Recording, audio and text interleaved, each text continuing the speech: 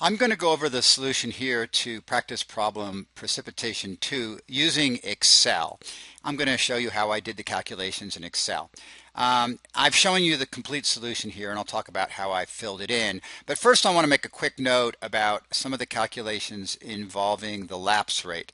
So remember that we are given, or the definition of a lapse rate, I'll just call it an adiabatic lapse rate, either dry or moist, is equal to the change in temperature produced by a change in elevation, delta Z.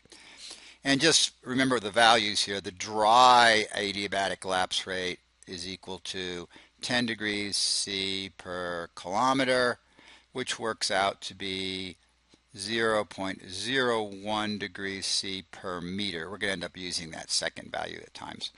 And the moist adiabatic lapse rate is 6 degrees C per kilometer, or 0.006 degrees C per meter. So the point here I want to make is that using this definition of the lapse rate, we can rearrange this to solve for changes in temperature when we know a change in elevation, or changes in elevation when we know what the change in temperature is. So just showing you what those are, the change in temperature, knowing a change in elevation, will be equal to the lapse rate times the change in elevation. And if we know the change in temperature, then the change in elevation will equal the change in temperature divided by the adiabatic lapse rate. We're going to use these two expressions in our spreadsheet. So back to our spreadsheet. The data that we are given are shown in yellow. The ones in sort of pink color here, I'm going to read those off of the table.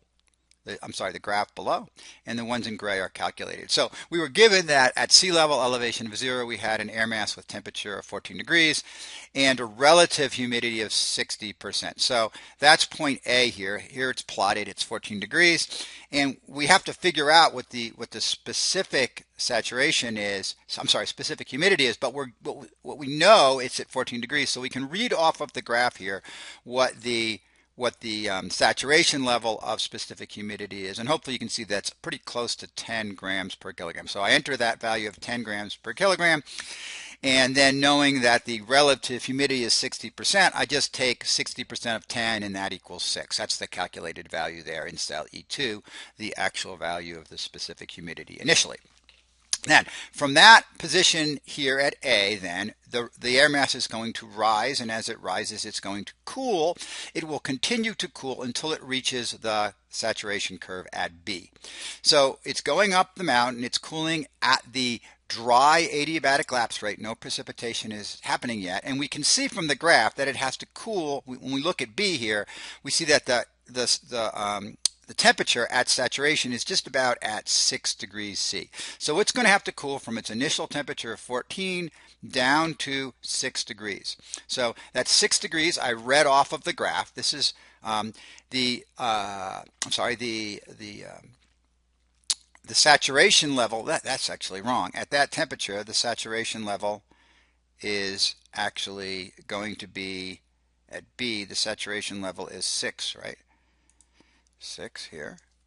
So the temperature is 6 degrees. The saturation specific humidity is also 6 grams per kilogram. When it reaches that point, it'll be completely saturated, so its actual saturation level here will be at 6. That's again wrong. And its relative humidity will be 100%. So 100% relative humidity because it's got a specific humidity of 6 grams per kilogram, and the saturation level is 6 grams per kilogram, and it's at a temperature of 6 degrees. Now, what elevation is that reached at? Well, here we have to use one of those equations. Notice its temperatures drop 14 to 6. That's a degree of 8. That's 8 degrees. And so we're going to use the equation. We know the temperature change, so we can use this second equation here to calculate the elevation change. So I'm going to use this equation here. So the elevation change is going to be the temperature change, which was 8 degrees, divided by the, in this case, dry adiabatic lapse rate. So if you look at this equation, I have the temperature change is 8. I could have written in here if you want. I guess I could actually write this is going to be C2 minus C3 to calculate it. divided by the dry adiabatic lapse rate of 0.01 degrees per centimeter, and that gives us 800 meters. So the elevation change is 800 meters. Since we started at 0, we're at 800 meters. We've calculated the rest of these now.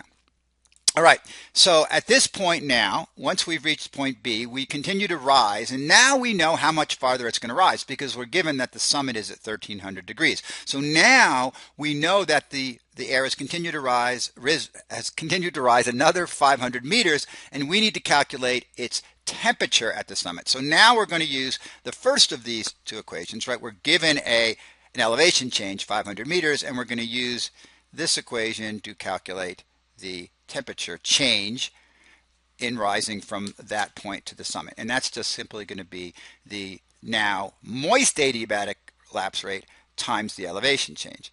So the temperature change here is going to be the moist adiabatic lapse rate, 0.006, times the temperature change, that's B4 minus B3, and then we're going to subtract that from the previous temperature, which was 6 degrees.